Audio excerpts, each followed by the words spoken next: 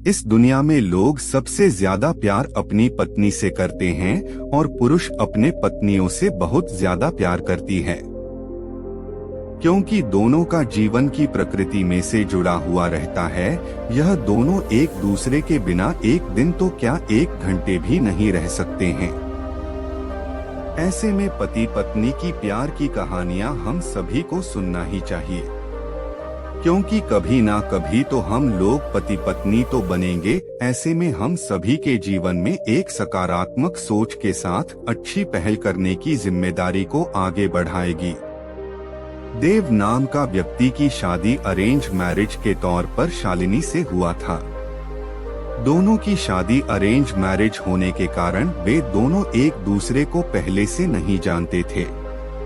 शादी के बाद दोनों एक दूसरे को जानने पहुंचाने का काम चालू हुआ।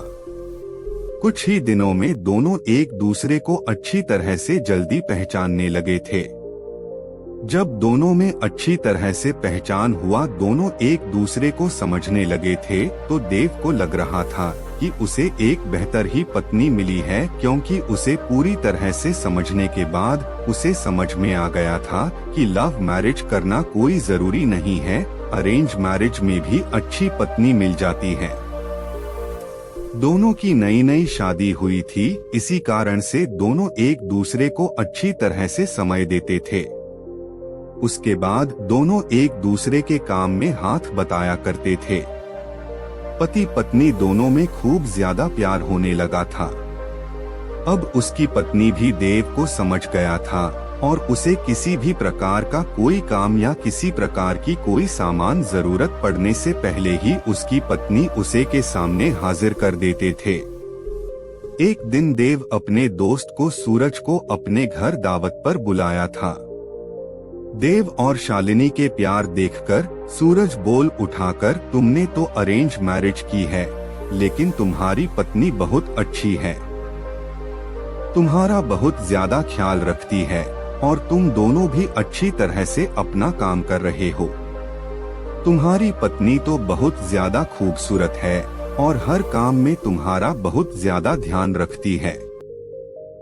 तुम बहुत ज्यादा खुशकिस्मत होगी, तुम्हें अरेंज मैरिज होने के बावजूद भी तुम्हें इतनी अच्छी पत्नी मिली है। एक दिन देव अपनी पत्नी से कहता है कि तुम जाकर तैयार हो जाओ, हम लोग कहीं घूमने जाने वाले हैं।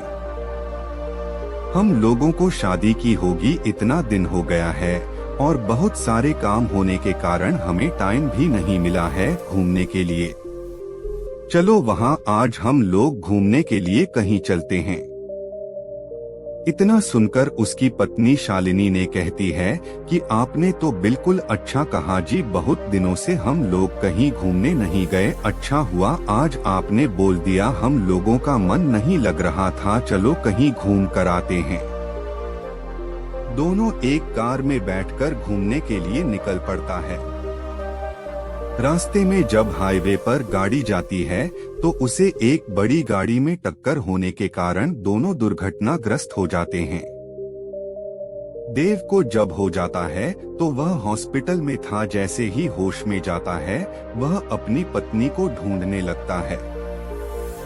तभी को अपनी पत्नी को ढूंढते ढूंढते दूसरे कमरे में चली जाती है, जहां वह देखती है कि उसके सर अथवा पैर में तो दोपहर में बहुत ज्यादा चोट आई है। देव घबराकर डॉक्टर से पूछता है कि मेरी पत्नी की तबीयत ठीक तो है, क्या वह सही हो जाएगी ना? तभी डॉक्टर कहता है कि तुम्हारी पत्नी की पैर की नसों में ज्यादा खून निकलने के कारण पैर को काटना पड़ा है, वह नहीं चल सकती है। इतना सुनते ही शालिनी की आंखों में आंसू आ जाता है और कहता है कि मैं तो आपके ऊपर अब बोझ बन गया हूँ। उसके बाद देव कहता है कि ऐसा कोई बात नहीं है, इतने दिनों से तुमने मेरा ख्याल रखा था, अब मेरा फर्ज बनता है कि मैं भी तुम्हारा ख्याल रखूंगा। अब दोनों साथ मिलकर अपने घर की तरफ रवाना हुआ। घर जाकर दोनों एक दूसरे के बिना ना रहने की कसम खाई थी। फिर उसके बाद फिर वह अपनी जॉब को छोड़कर घर से ही वर्क टू होम मतलब के वर्क फ्रॉम होम किया करता था। साथ ही घर रहकर अपने पत्नी की मदद तथा उसके देखरेख में उसका मदद किया करता था। इसी तरह एक दिन फिर सूरज देव का दोस्त उसके घर आता है और कहता है कि तुम तो आप घर के काम करने लगे हो, तुम्हें बहुत अच्छा बिजनेसमैन हो, तुम अपनी जिंदगी क्यों बर्बाद कर रहे हो एक लड़के के कारण? तुम अपनी दूसरी शादी कर लो, चाहे तो इसे भी अपने पास ही रखो, लेकिन तुम कंपनी में चलो काम करो। इसके बाद देव कहता है कि मेरी पत्नी से बढ़कर मेरी जिंदगी में कुछ भी नहीं है, मैं उसकी देखभाल हमेशा करूंगा और करता ही रहूंगा, क्योंकि हमेशा से ही मुझसे प्रेम करती थी और हमेशा से ही हम लोग पति पत्नी आपस में प्रेम करते रहेंगे। फिर वह अपने दोस्त को कहता है कि तुमने एक बार आया था और मुझसे कहा कि तुम्हारी पत्नी बहुत अच्छी है, तुम बहुत खुशकिस्मत होगी, तुम्हें ऐसी पत्नी मिली है। फिर आज क्या बात है, क्या तुम इस प्रकार के बाद मेरी पत्नी के लिए उपयोग कर रहे हो? आखिरकार जितना दिन उसने मेरी मदद की है, मेरा भी फर्ज बनता है कि मैं उसे जिंदगी भर मदद करता रहूंगा।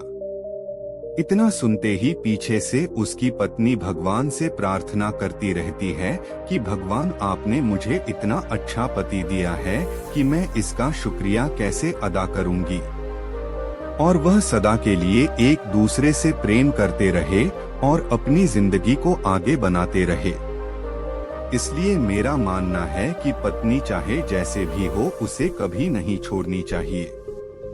और पत्नी को कोई तकलीफ होती है तो उसका साथ देना चाहिए, ना कि उसके साथ छोड़ना चाहिए।